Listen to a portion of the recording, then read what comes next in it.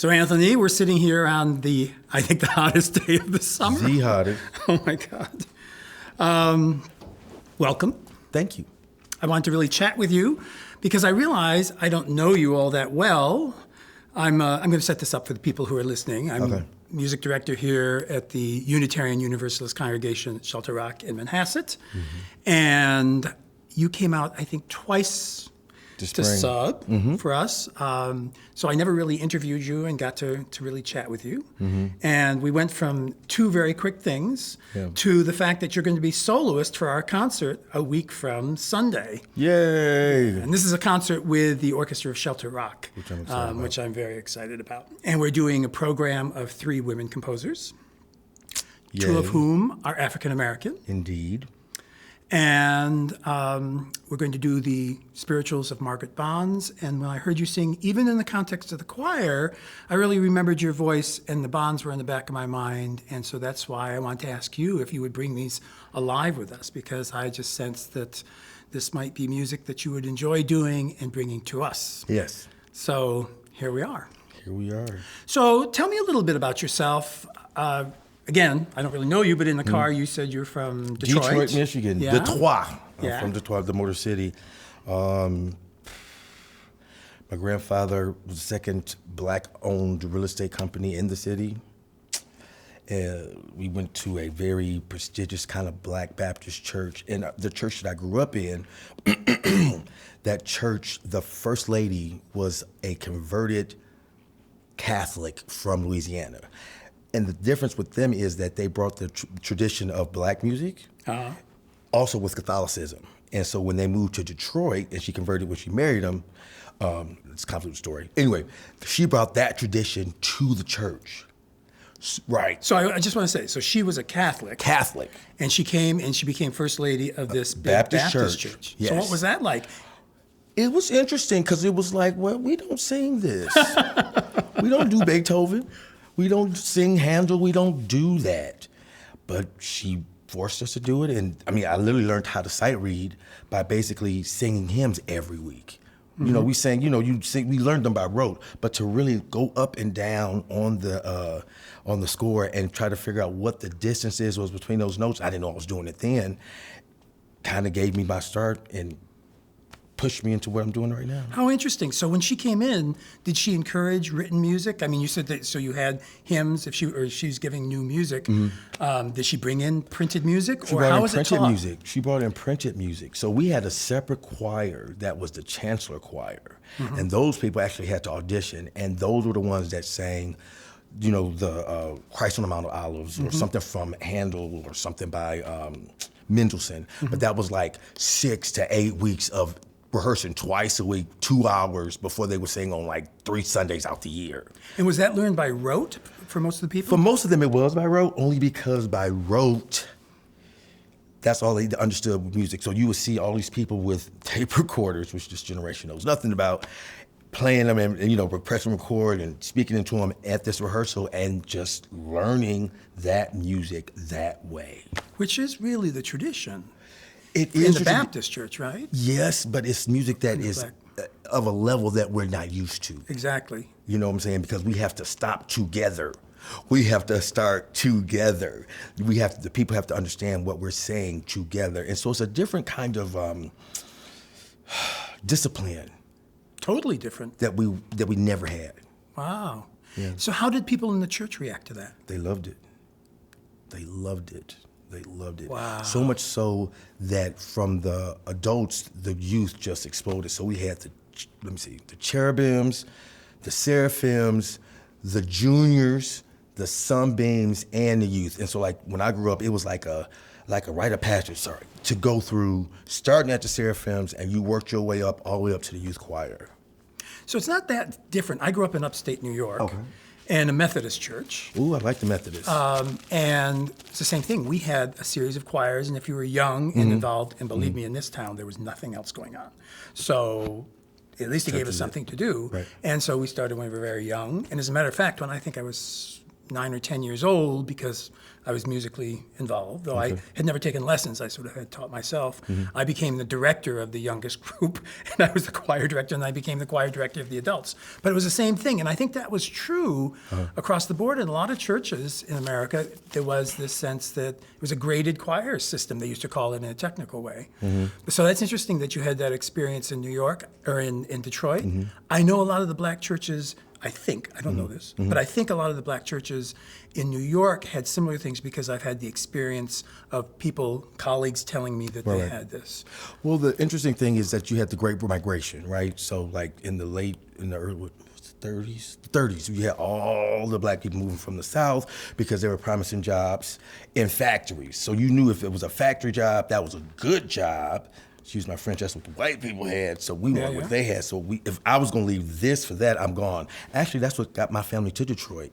My grandfather's oldest brother got a job at a factory in St. Louis, because they were from Oxford, Mississippi. And from Oxford, Mississippi, they went to St. Louis. From St. Louis, they went to Chicago. And from Chicago, they went to Detroit. Wow, and then how did your grandfather end up having this real estate business? He didn't like working for other people. And he got a job at a factory, and he said, I just don't want to work for anybody else. And so he actually got into it as supplementing his income, because my grandfather was very old school. My grandmother never worked. And so he just kept hustling, and he found that he had the gift of gab. And as he, promoted that, he just was like, I can do this. And he just kept going and going and going and going. And then he got his own company. Wow. Never finished the 8th grade. Wow. You make it sound simple, but boy, that's not simple. That's amazing. What a trajectory. An amazing man. He was such an amazing man. Wow. And you knew him? Oh, yeah. And knew him well? Yeah. Oh, he started to lose his ability to walk when I was like 13. That's how I learned how to drive. And he's old school, so he had like a blue, a Lincoln Continental, two-tone. The top was navy blue, and the rest of the car, the first one came in 91. The champagne one came in 93. I'm sort of into cars, so I'm trying to picture which one that was. It was a Continental, the fully loaded one. Right. It was a boat. Wow. Yeah. Lots of fun. Very vague to drive. Yes, and I had to start driving him. That's how I learned to drive, because he couldn't walk anymore. And my grandmother was like, your grandfather, he drives with one foot on the gas and one foot on the brake. And if he keep doing that one more time, I'm going to die. So that's how they got me. I'm not dying in the car with your grandfather. I love it. Yeah. So then now tell me about your trajectory to coming to New York and studying music, and so what happened? Wow, that's a lot. So, like I told you, my church, we sang these, a lot of this music that came from like a more Anglican or more what we would call Sediti tradition.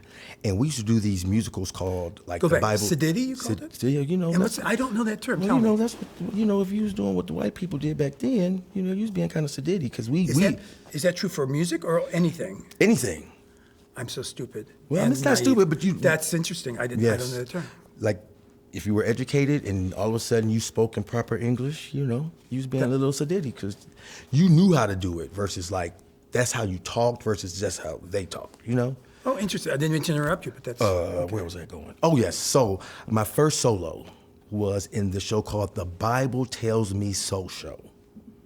So it was for children, and it was set up like Jeopardy.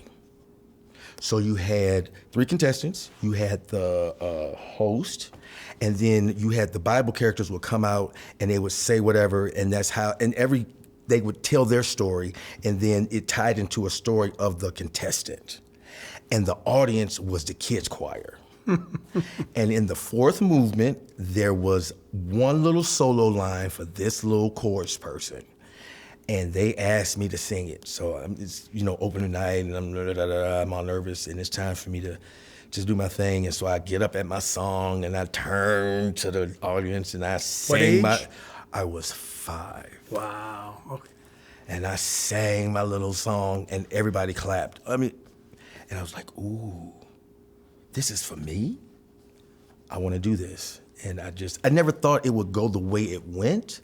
I just knew that at that moment, I wanted to sing. It clicked. That's yes. Great. I had an aha moment at 5. Wow. Yeah. And it just was continued to be fostered. I was very lucky. I had people in my life that believed in me from a very early age. I didn't grow up going to the symphony. I didn't grow up going to opera. I just found it fascinating because it was so different from what was my everyday. Like my daddy was playing Stevie Wonder and Donny Hathaway and George Clinton and Rick James, but he wasn't playing Tchaikovsky. He wasn't playing Bach. And so when I would go to school and hear it and I would bring it back, they were fascinated by it, but it was like, what you gonna do with that? I said, whatever. And going back to my grandparents, they were the ones that encouraged me to do it. Let him be himself. It's just different. We just don't know what it is.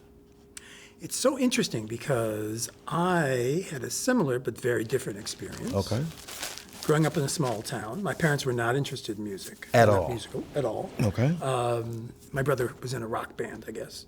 But even that didn't have a big presence in the house. But I had a grandmother who was English, who had an old Victrola with the 78s, and I would go spend time there. And she had, Beethoven symphonies and Brahms symphonies, which she would play, but I was only there like a week, a year. And so I was fascinated, but I had no experience. Okay. So at one point, I guess I was in early teens. Okay. I had played the piano. I taught myself the piano, but no lessons. And I could read. I taught myself to read because we had a neighbor who gave me the basic parameters. So I started that. And then I decided I wanted a record player. Okay. And I got a record player. Yeah. Which is another whole story. I won't go into that story. Well, I'll say briefly that it was a big birthday for me. And in my family, you got a gun at that birthday. And I was gun? not someone, who wanted a gun. Okay. So I said I wanted a record player. And that did not go over well in the family. With whom? And with my father. Okay. And may have been the end of my relationship with my father. But I got the record player. Thank and God it for turned out to mothers. be powder blue, which I loved. And I had no records. So I went to the CVS. It wasn't CVS. It was some sort of store. I don't know. And went to the very small record bin. And this will reveal too much about myself. But there was the biggest one there. It was thick and kind of in a box set. I don't know what the box set was, but I knew it was big. Okay. And I bought it because I had worked and I had saved the money. And Good I took job. it home and I listened to it and I played it as loud as could be, partly I think to really irritate my father. And it was Handel's Messiah, which I had never heard before. And I just played it over and over and over and over. And it was like, I had never heard anything like that. So anyway, I don't want to take that story away, but so I had a similar experience in that classical music was really foreign. It wasn't part of my upbringing. Yeah. So you were telling us that that your introduction to classical music was through the church, Yes. and then you had this. It interested you and intrigued you. It wasn't really necessarily in the home. No, not at all. And then how did that? Did you start going to concerts or listen No, to so I recordings? went or? to, I had Mr. Martin was my high school choir teacher. And Mr. Martin auditioned to get into the chamber choir, which was like a big deal for a freshman to get into. And I got in. And he said, you really have a talent, but you're gonna have to do da-da-da-da-da-da-da-da-da-da. And I said, I'm gonna do what? You're gonna do da-da-da-da-da-da-da-da. I said, okay, I'll talk to my parents. And my parents were like, well, who's gonna pay for it? Voice lessons and going to I said, I don't know, we'll figure it out. But the defining moment for me was I heard a recording of Leontine Price sing O Patria Mia at the Met. Done. I had never heard anything like that in my life. I'm with you. And then right after that, I heard Kathleen Battle sing O Had I Jubal's Lyre live. She did that? Live? How? People can do that. Well, not everybody can do that. Not that. But, I mean, just the I'm with idea you. that was something that you could do. And then I heard Pavarotti, and I was just like hooked. And so I just kept, I had people behind me that kept pushing me, that kept encouraging me to So go. then did you take lessons? Did that No. work out? Couldn't do it because No, because they didn't know who to teach a lesson. You talking about the 90s, Detroit, they was more worried about me getting shot than they were about me having voice lessons. They were ready to get me out the city so I go to college. That's what their big push was. I had my first voice lesson my second week of college at Morehouse College. Was my first official voice lesson.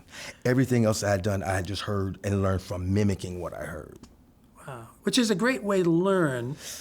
And it's also, same thing with me, I didn't study till I went to college. And Right. boy, I had to spend So many years. On Especially fixing. I was, technical stuff and tearing it all apart and Yeah. But the good thing is, I think in some ways we're blessed because we heard the music. Yes. And I know a lot of people who are inside the music, but never really hear it. And it's a what I'm fine saying? line. It's a fine Yeah, line. you're It's right. it's a fine line You're because right. you can appreciate music. For what it is, right? But to be able to dig deeper than what you hear and feel the emotion and the intent behind it is completely different. When I went to hear Kathleen Battle live, like, it was nice to have heard her recordings, but to be in the room to hear her live was a totally different experience than anything I'd ever heard. Like, I'd heard Luther Vandross live, right? I had heard Earth and Fire live. I had not heard that kind of music produced out of that kind of body live. When and where? It was it was 2000, because I just got my Pontiac Sunfire. Spring 2000, Atlanta, Georgia. She did a concert at, was it Spivey?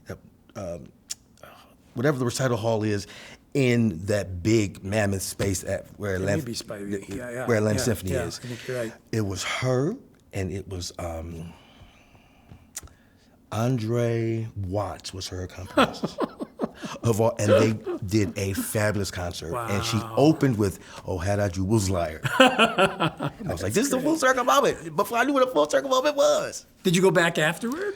No, because Kathleen Battle's Kathleen Battle. Yeah, I know. Miss And Miss Battle, she Yeah, only was going to see who she 50. sees. Yes, but what she did do, because they took us, a group of us from Morehouse, she did walk past us and she said, "Oh, hi, David," who was our director. "Are these the boys from Morehouse?" So she knew you were in. She knew we was there, and then she went on, "Hi, study," and she just kept going. But how great you got to go here.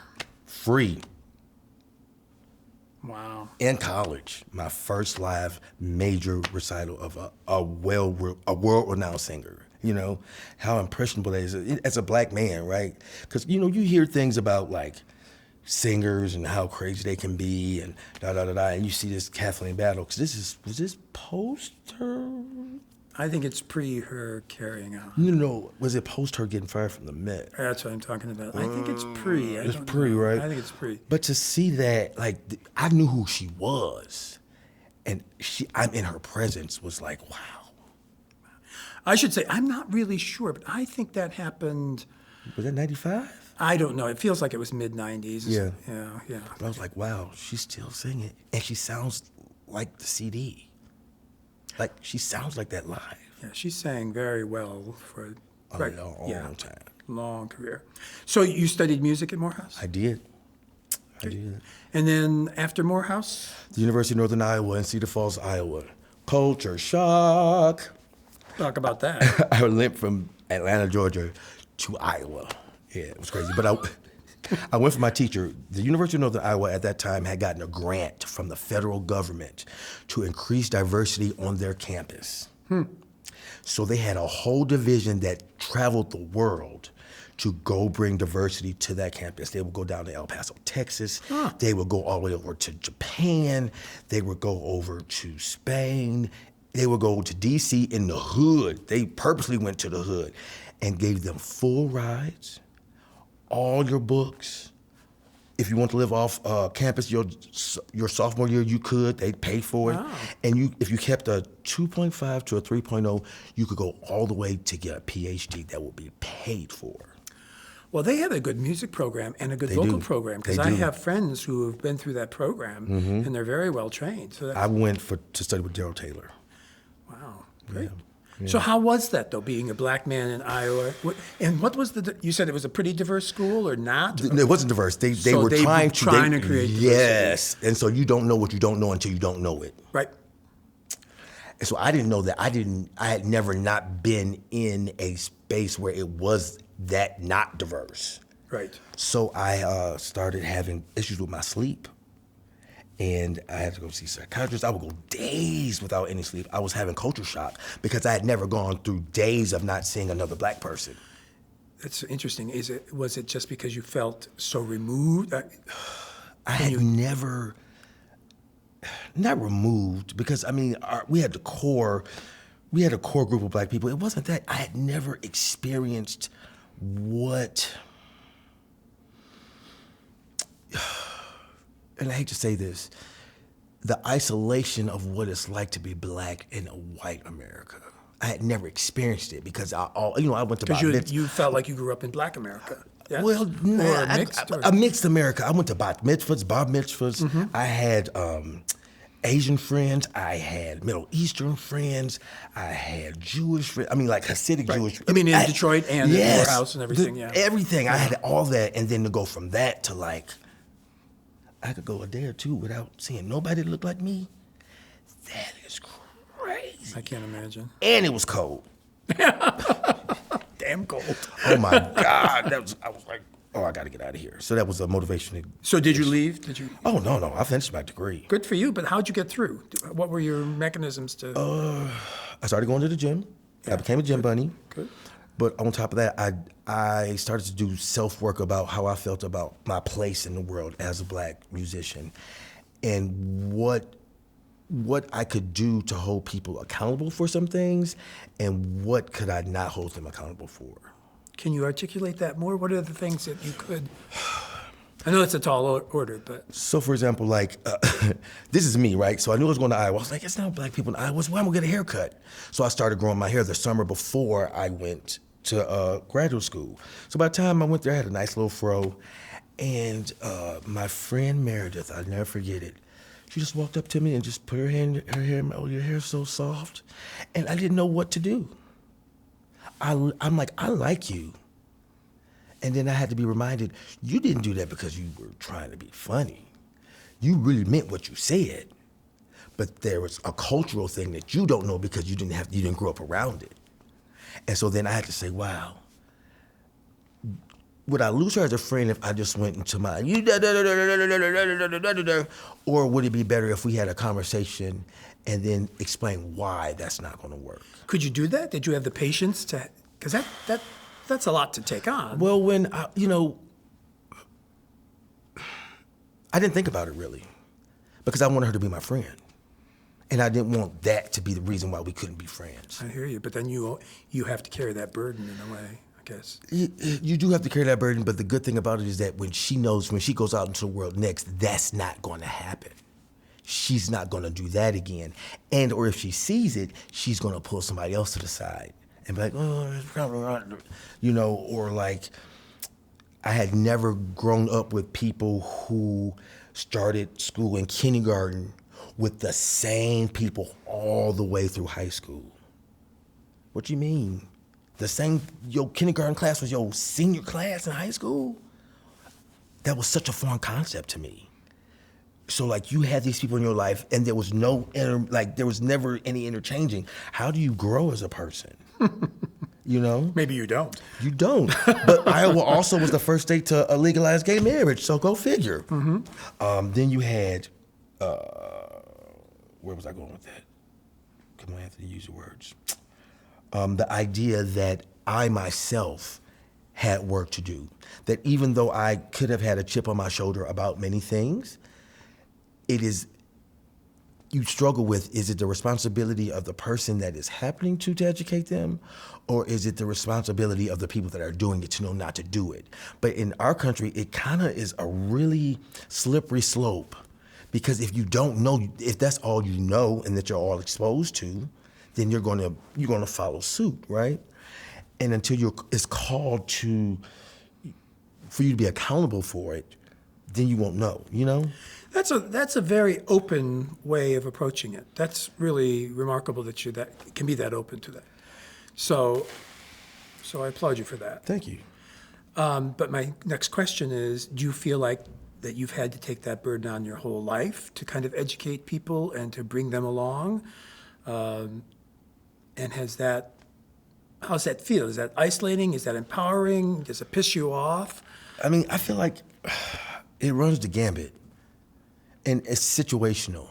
I lived in Fort Collins, Colorado in 2016. Fort Collins, Colorado is like 20 minutes from the Wyoming State. So you know where I was. Oof. And I was like, okay, this Colorado, mountains, it's green, smoke some weed, great. Beautiful. Beautiful place, the most beautiful state I've ever lived in. And our first day in rehearsal, we were walking down the main drag, and somebody said, "Hey, look at the niggers." Huh? Is this 1962? This is supposed to be Colorado. They're not supposed to be racist out here. These is tree huggers. And that was a teachable moment for me. I was like, wow, so what am I gonna do to fix this, right?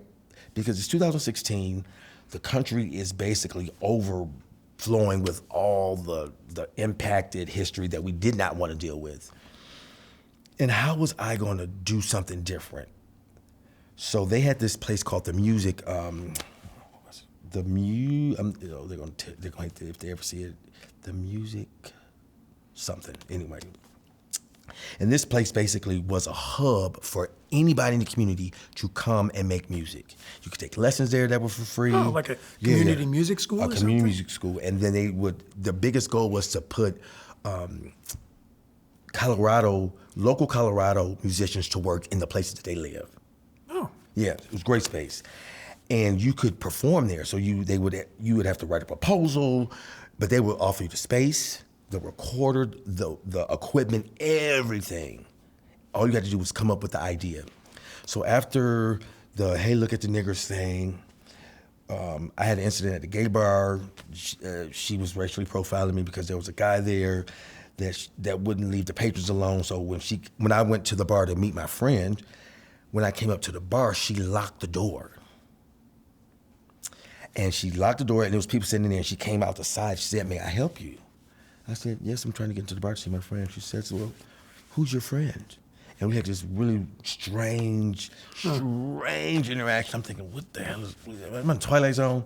And then last but not least, we did, there was this moment, I was walking down the street again, and this guy said some very, very nasty things about the color of my skin. And I said, you know what? I am not gonna take this lying down. So I went to the city council in my little suit, and they had community, where they have community moments where people in the community just come up and you get 2 minutes to say what you want to say.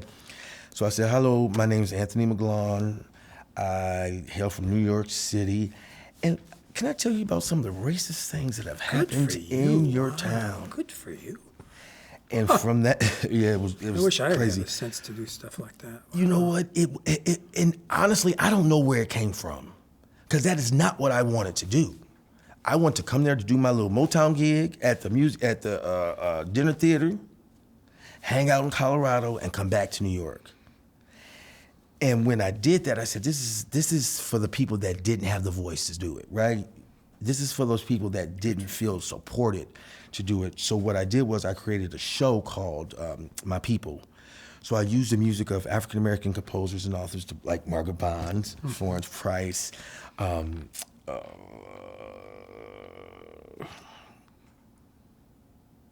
Anderson, T.J. Anderson, Wendell Whalum, Maury Evans, all those people. And I would put together a piece of music that was associated with a social justice issue, right? And what we know about Black art songs is that most of those art songs are the compositions, the words are of Black authors. Right. Just like we would have with German Lieder or the French Melodie. Well, are they written? Or is it through tradition? Are some of them written? Through tradition, they're just the culture, it's part of the culture? So Langston Hughes, lovely, dark, and lonely one, bear your bosom to the sun. You who are a child of right, you who are a child of light. Open wide your arms to life, whirl in the wind of pain and strife. Face the wall with a dark closed gate, beat with tireless hands and wait. Lovely, dark, and lonely one, bear your bosom to the sun. Langston Hughes, oh my God. And it came really out to me. Harry T. Burley was the composer. You wouldn't even think those two people were together. Didn't even know. Wow. I was like, what? And then I was dealing with how we as people oftentimes will take words and turn them around. Lovely, dark, and lonely one. Those are all just negative things, right? Yeah. But bear your bosom to the golden sun. Even though the world is saying one thing, look at yourselves differently. And then he brought it from just the condition of Black people, but to the human condition. Face the wall with a dark closed gate. Godspeed with the tireless hands and wait. There's no group in this So we're country. all dark facing that wall, We have to. right? We have to, right? If we're going to change, and we have to wait. But we have to be, we can't just sit there and think, oh, la, la, la, la, la, something's going to change. We have to do something, right?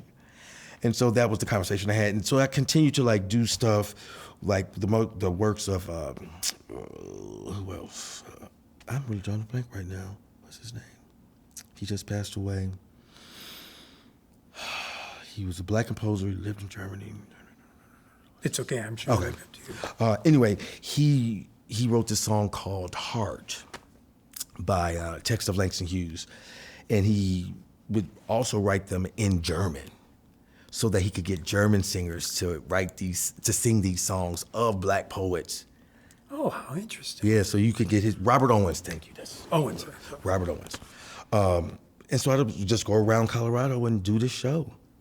How cool is that? 7 songs, and then it was an interactive show. So I would talk about the social justice issue, I would talk about the composer, I would talk about the author, and then I would tell the audience, what do you think about this? And let's have dialogue about this particular thing, whether it's Black Lives Matter, whether it's racism and genderism in the media, or religion. And then we would just talk. Well, this is another whole conversation, because I think you should come to, if you're still doing it, you should come to Shelter Rock and do this. Oh, thank you very much. And we'll talk about that. Yeah. Because I think that would be a really good thing for this community. Yeah, it shows music is a great unifier. We hope it is. That's what we use. So let's talk about this concert. This is fascinating. I don't need to shut that off. No, I'm excited about this concert. So you're singing Bonds, and we're also doing Florence Price. Yes. And the two of them, it's funny, I went to music school. I was trained as an organist. I knew that Florence Price wrote a piece, but I think I didn't learn that until 5 years ago. I didn't know that name. Okay. I think of myself as a well-educated musician. You I are. sit here today, I just can't believe, having spent the last few months throwing myself into her first symphony. Oh my God. that how is it even possible? I mean, I know how it's possible, but Right. it's shocking to me that I didn't know these works. I feel cheated. I feel stupid. I feel, as I say, uneducated. So let's talk about that piece. Yes. I want to talk about both Bonds and Price. Okay. Because it's interesting. Bonds actually studied with Price. Yes, which I they found did. Interesting. They They, were very both were very good friends of Langston Hughes. There's a lot of connections there. Somebody did their homework. So if we start with Price. All right. And why did I want to start with Price? Oh, just that this is, well, it's not just Price. Right. Both of them won awards. Both of them Major. they won the Wanamaker Award Yep. of 1932. Yes. I find this fascinating. Yes. That they won it the same year. Yes. Price won it in composition for the orchestra piece for the Right. first symphony. Yep. Right? And Bonds won it for the spirituals. songs. And there was Was it a spirituals? particular one. There's a particular song. Was it I'm going to cheat because I brought a cheat sheet. good? I was like, what? Sea Ghost. Yes, that was in the first. They printed the first anthology of music by African American composers, and that song is in there. Do you know what year they printed that? It's a Handy. The Handy's published it, so we're talking about. Let me see, Handy, like 37, 38. Yeah. So here's this one thing I did want to talk out and bring out, and the people who come to the concert, I'm going to talk about this. What's shocking is this piece was premiered by the Chicago Symphony Orchestra. It won the first prize. Yep. And was premiered by the Chicago Symphony Orchestra to great acclaim. Great acclaim. You know what year it was published? What year? 2009. What do you mean? Found this on the web. Uh-oh. There's Siri. She thinks I'm talking to her. 2009, they didn't publish it. Whoa. It was available in manuscript Only. only. So if anyone wanted to do it, and very few symphony orchestras played it, Right. they had to do it in copies of the manuscript. Wow. At least that's what I've discovered. I mean, And that's why now there seems to be a renaissance of this piece, because Yep. finally people are aware of this composer. Right. But she wrote it in 1932. It won the Wanamaker Award, and no one published it. I mean, I could go down the rabbit hole with that. So, have you ever heard of the Center for Black Music Research in Chicago? I don't know it. So it's attached to Columbia University, Columbia College there. And it's basically a hodgepodge or a center for nothing but music of the African diaspora of all kinds. African music, jazz, everything. And so I started going to that center, and there is so much music that has not been published. Say the name again for the people who are listening. It's called the Center for Black Music Research at Columbia College in Chicago. Wow. They have like the only copy of some of William Grant Still's music.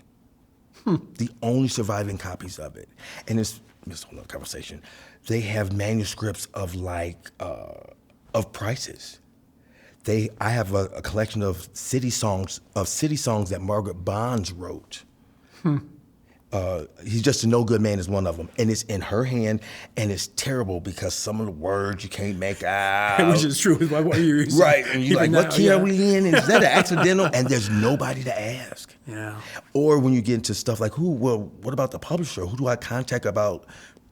The family doesn't know about it, or they don't want to release it because they feel like they should get money like, Benjamin Britten's family or Barbara's family would, because and somebody should have. And what's interesting too for me with Price, as you probably know, the only reason she wrote, they think over 300 pieces, but all of those manuscripts were lost. Gone. No one was interested. Nope. And then in around 2000 or something, they discovered a summer house that she had stayed in. And I don't know if she kept it in the family, I don't know the specifics, but they found all these manuscripts then. And that's when it was really known, all her works. 2000. 2000. I mean, and she had done great big works. She wrote big, huge pieces. Works. I'm dying to get my fingers into all this stuff. I guess I might talk to you about that. So, and Bonds was probably better known, but I also want to say for our people listening in, if you're not aware of Margaret Bonds, I mean, she was a singer. Yep. And she was the first African-American, not African-American woman, African-American to sing with the Chicago Symphony Orchestra. Did you know that? She was the first black soloist. No, really? And what was she singing? What was she singing? Price. No. Really? Yes. What did she sing? That I don't know. I have to do more research. But just imagine you making your debut singing the music of your friend. Of your friend and teacher, really, which is kind of extraordinary. So they must have been, let's see, Price was born in 1889, I think. Right. And Bonds was in the 20s? No, earlier, 13. So they were close enough. Right. That makes sense. But we do know that they were very good friends. And friends. Margaret Bonds was really eager to support Price's work. And indeed, and Price, just to go back to Price, which is kind of astounding, she went to New England Conservatory. Yep. Right? She was born in Little Rock. Yep, Little Rock, Arkansas. And then she was recognized for her talent. She went to New England Conservatory. She, on her application, said that she was from Pueblo, Mexico. Do you know that? I did not know that. Yes, because she figured if she said she was black, she wouldn't get in. Isn't that amazing? I believe it. I can understand what that too, thinking is. But that says so much. And then she left. She graduated. I think she won the prize while she was there. She did. And so she was like a big deal. And then she went back to Little Rock, and that was like, she knew she couldn't stay there. And then she had a long trajectory trying to go a few other, I think she went to Atlanta even. She did. She did. And then ended up in Chicago. She taught at Clark for a few years. Oh, I think you're right. I think that's right. Yep. And then ended up in Chicago. So let's jump ahead a little bit. Black Lives Matter. Yes. It's 2000, whatever it is. Yeah. 22. Yeah. You're going to sing these spirituals here on Long Island. Yeah. In Manhasset. Yep. How's that feel? How does that, as a black man, how's that feel in today's world? So I've been very blessed in my life. I've had people who knew me, people who didn't know me, pour into me, who were white, who were black. My best friend from like age 10 through 14 was Brian Bernstein, you know? So being able to like bring that who I am to people has never been an issue for me, right? Because I can see that. You're very open. Yeah. Yeah. It was only when it became evident when I began to have, you know, a career as a black tenor. And let's face it, my name is Anthony McGlaun. You are not expecting nobody look like this. And I'm of that age. They didn't see pictures before you got to the audition. You had to bring it to you, you know. So you walk in the audition, they say Anthony McGlaun. I say yes. They say Anthony McGlaun. Me. And then I have to go do my thing. It was. I feel proud. I feel blessed. I feel like it's my responsibility to promote this music and to bring it to people with the same joy, with the same love, with the same excitement as I would Britain. The only difference is this tells my story. I'm connected to it differently. This is blood and sweat. These are genes. You know what I'm saying? There's a line in the Hold On. Noah, let me come in. The doors are fastened and the windows pinned. Is the opening line. You know, and I know when you see it, I know that my family's from the South, so I know what that means. And so to be able to present that in a space that is traditionally not my own means I get to bring all those people with me. Do you know the name Seth McCoy? Do you know that name? I do. So again, for people listening in, Seth McCoy was a very, very accomplished tenor. Yep. Black man. Yep. I had the great fortune of knowing him and his wife. His wife sang in a church in New York where I was music director, and Seth was around. And Seth would come and sing on Christmas Eve and all of this stuff.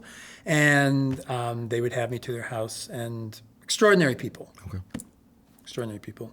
And I remember having a dinner party. I was at a dinner party in his home. I think it was the Upper West Side they lived. I can still picture the dining room. Anyway, and his wife was a very good cook. And he would just tell us stories. Mm-hmm. And so I said to him, so what was it like? He broke barriers. Oh my God, he broke barriers. He said, all I can tell you is, I remember when I went to sing with Shaw in Atlanta, and they were doing one of the Passions. And he said, I was the headliner. And I went to the theater, and I went to the stage door, and they redirected me to the colored stage door. So he went in. He said, I got a dressing room. My name was on the dressing room. Okay.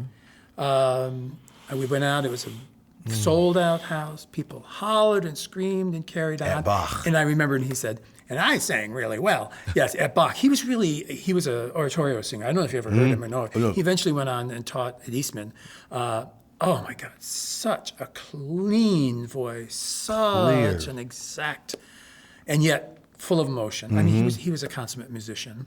So he said, huge thing, they're throwing flowers at me and everything else. And he said, I took the flowers and I went back to my dressing room. And he said, then I went home, I went out, and I wasn't invited to the after party because that was at a white club.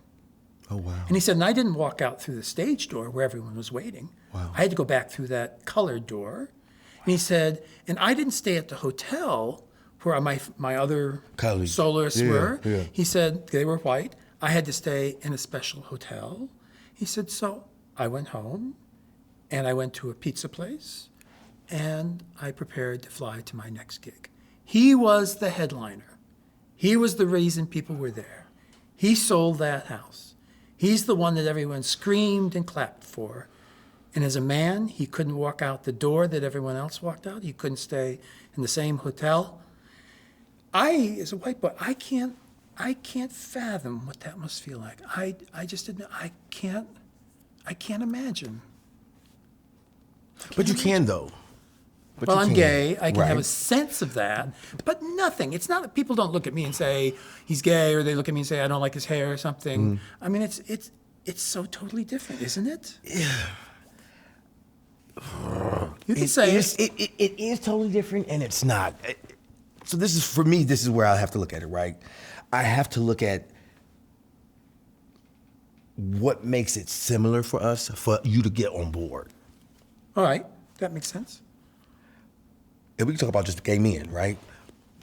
White gay men love to have sex with black men, but they won't date them. It's weird. Enough said. They won't. They'll slide in your DM, but they're not gonna bring around their friends. So we have racism with our group already, right? So then to take that out there in the world, and to make you feel that that you don't have it just as bad as I do, is another divisive thing. Once again, you're a very gracious man, I think. Well, you know, at this point, why? That's very open. Doing this the other way ain't got us nowhere. So how do we get to the next step? Keep having conversations like this. I'm with you. I just breathe in so deeply. It's so frustrating to think. I guess we just have to have millions and millions of these conversations. Is that the only way? You have got to to force people to talk about the things that make them feel uncomfortable. But they don't want to, and they don't. That's why we have to find ways to make it happen. Roe versus Wade would have never been unturned had we kept talking about the right of a woman to have an abortion. We got complacent about it. Yay. Well, they showed us. And who would have thought that in our lifetime we would have seen that overturned? Because we didn't talk about it. Once we got through for me, what I remember is the 80s with the bombings at the clinics. But I mean, I don't remember hearing about many when I was in my teens, and then my 20s, hardly ever. And in my 30s, yeah, I'm 42 now, so I'm like sitting like, well, okay, we done made it. And then when they leaked it, I was like, we really have not come as far as we thought. I mean, people thought that the election of Barack Obama was a thing, and it was. It was a thing. It was a big thing. Huge thing. And the kickback was even bigger. Y'all gonna stay in y'all place, and y'all need to But we felt like we got somewhere. We got complacent. We have got to continue to make ourselves uncomfortable and challenge ourselves to become better people, to become more empathetic. I will never know what it's like to be a gay man of your age who has survived the AIDS epidemic. I will never know that. I know that I can take a pill that will keep me from it. I do not know what it's like for the government to know we are dying. To want us to die. And want us to die. To want us to die. And black people, they didn't want us to die, they just wanted to have the same rights. They wanted y'all to die.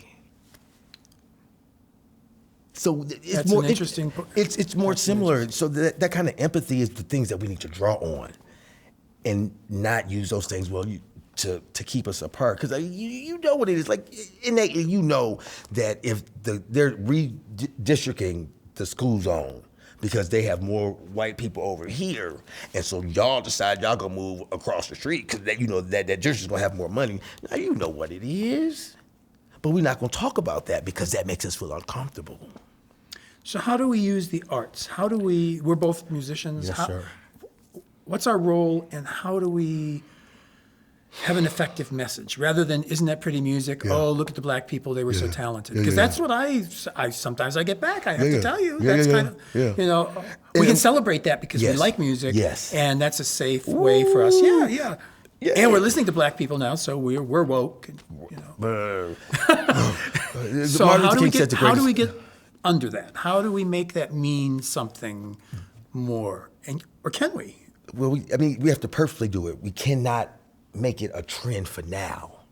It needs to become a part of the lexicon, meaning that at every major university, at every conservatory, it is mandatory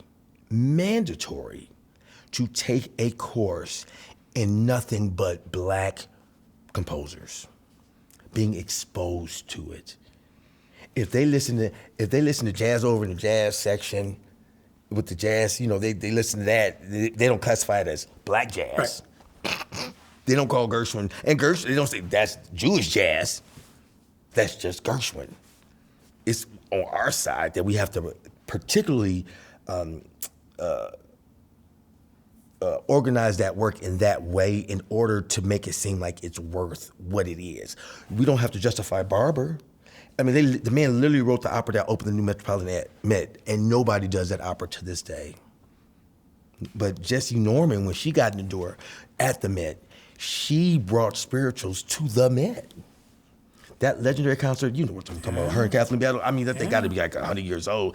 And I can still put it on and listen to it from beginning to end and be just as engrossed in it as I was when I was a kid for the first time. Well, she was an ambassador, and Yes. there are some visionaries who took their sense of ambassadorship. Marian Anderson there. I mean, we Yes. could say so many. I want to say, Put Seth McCoy there, certainly Yeah. Kathy Battle, so many of the great black Simon artists who Estes. show, Simon Estes, who show this is, it's capability in all forms, Yes. owning all forms, All of it.